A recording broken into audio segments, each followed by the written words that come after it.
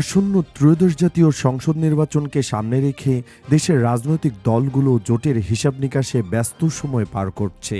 BNP ইতিমধ্যেই তাদের শরিকদের জন্য আসন ছেড়ে দেওয়ার বিষয়টি স্পষ্ট করেছে।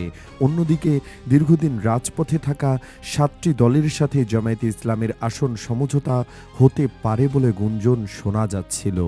এমন পরিস্থিতিতে বিএনপি ও জামায়াতের বাইরে তৃতীয় শক্তির আভাস দিয়ে আত্মপ্রকাশ করেছিল জাতীয় নাগরিক পার্টি এনসিপি, আমার বাংলাদেশ পার্টি বা এবি পার্টি এবং বাংলাদেশ রাষ্ট্র সংস্কার আন্দোলনের সমন্বয়ে গঠিত হয় গণতান্ত্রিক সংস্কার জোট গঠনের সময় এনসিপির আহ্বায়ক নাহিদ ইসলাম জানিয়েছিলেন ২০২৪ সালের গণঅভ্যুত্থানের পর তারা নানা হতাশার সম্মুখীন হয়েছেন।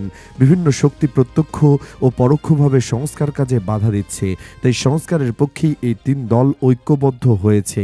এটি কেবল নির্বাচনী জোট নয়, বরং একটি রাজনৈতিক জোট হিসেবেও কাজ করবে বলে ইঙ্গিত দেন। তবে নির্বাচনের সময় ঘনিয়ে আসার সাথে সাথে রাজনৈতিক পরিস্থিতির মোড় বদলাতে শুরু করেছে।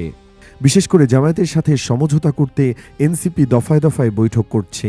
জানা গেছে এনসিপি ৫০টিরও বেশি আসন দাবি করছে, যা নিয়ে বর্তমানে আলোচনা ও দড়ি টানাটানি চলছে। এনসিপির সিনিয়র যুগ্ম আহ্বায়ক আরিফুল ইসলাম আদিব জানিয়েছেন, জামায়াতের সাথে জোট গঠনের বিষয়ে বৈঠক চললেও আসন এবং দলীয় আদর্শিক বিষয়ে অনেক বোঝাপড়া বাকি আছে।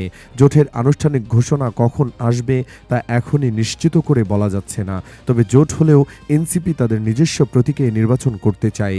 এদিকে গণতান্ত্রিক সংস্কার জোট গঠনের পর এনসিপি ও এবি পার্টির বিএনপি জামায়াতের সাথে দিন দরবার ভালো চোখে দেখছে না রাষ্ট্র সংস্কার আন্দোলন।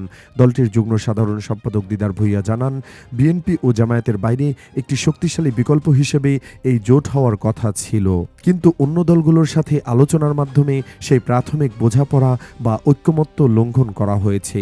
এই বিষয়ে খুব শীঘ্রই তাদের আনুষ্ঠানিক অবস্থান জানাবেন।